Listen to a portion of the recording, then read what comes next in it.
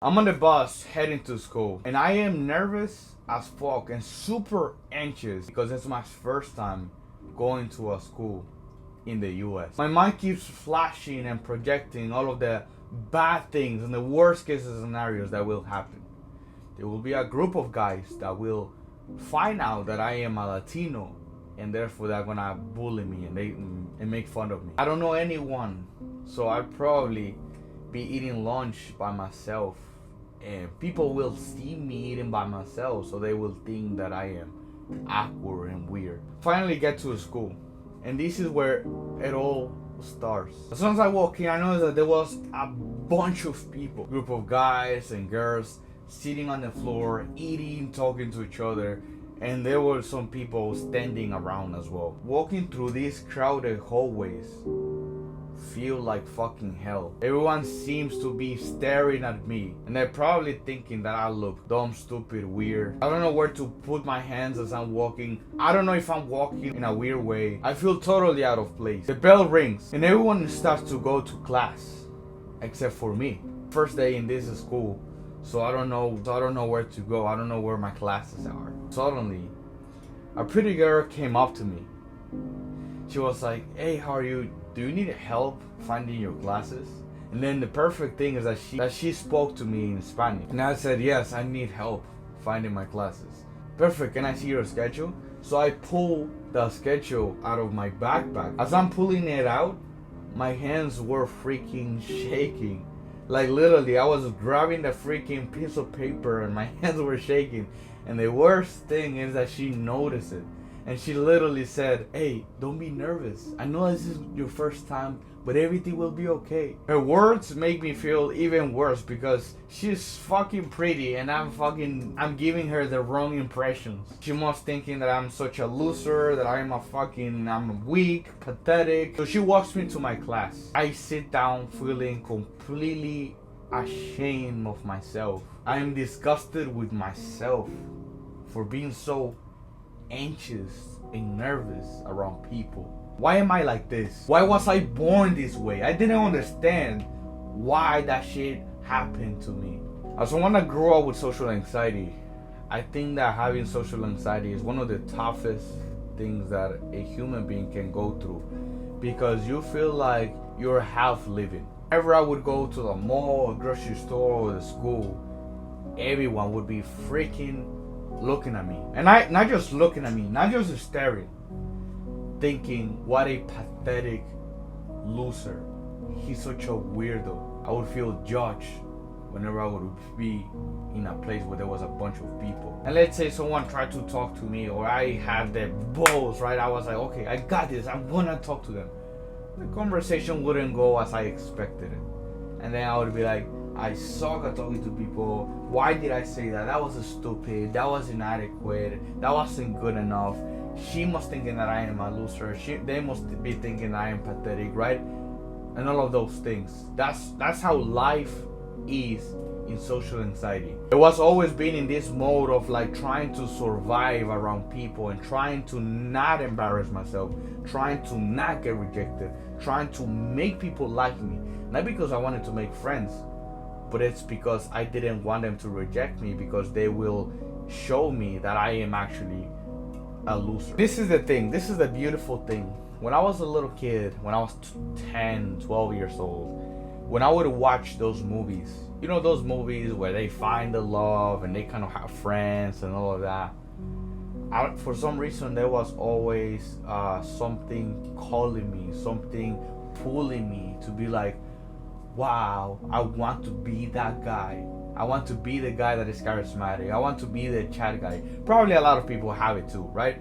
But for me, it was something that, like, I wanted to be that person. And for some reason, I would always have dreams where I was that guy, that I was charismatic, that I was able to talk to people. I had a bunch of friends.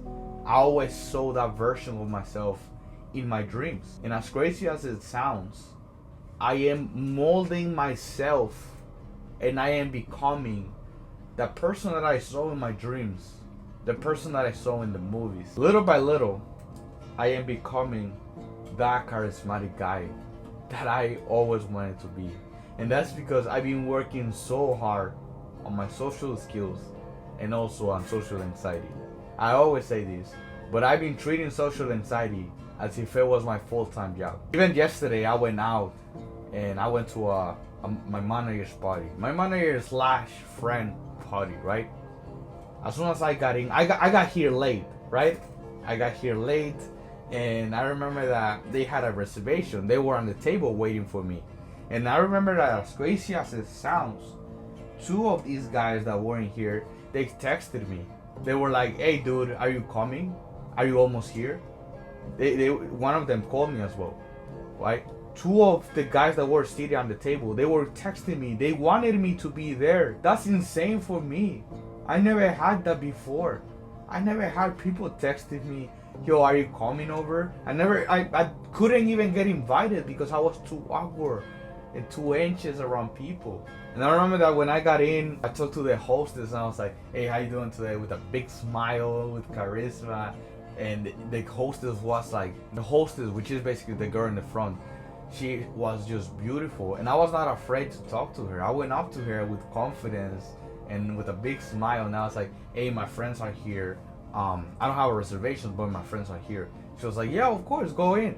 And as soon as I walked in and they saw me, they were like, "Yo, what's up, man? Welcome, welcome." And then they were all talking about like how I've been cold approaching girls and my race, and they were calling me Mr. Bitches, right? It was a funny thing, but it's just such a beautiful moment because yesterday, and not just yesterday, right? I've been having those beautiful moments, but it made me realize that I becoming that person that I saw in my dream. So this is the thing that I understood, and this is the thing that I've been doing. So first thing first is I understood that my nervous system is fucked, right? We're gonna think about anxiety around people, right? I understood that I have an anxious brain and my brain works different than other people. I am more likely to be more anxious, and that's because my nervous system is fucked. So how can I fix that? How can I reverse that? You're gonna call me gay, hippie, whatever the fuck you wanna call me. It's being yoga.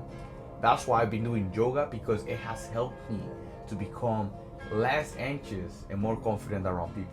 I had to fix my nervous system, so I'm doing yoga, and I will do yoga for the rest of my life because I experienced trauma, and this is helping me to rewire my brain. The second thing is changing my personality. I had to question the negative things that I would think about myself.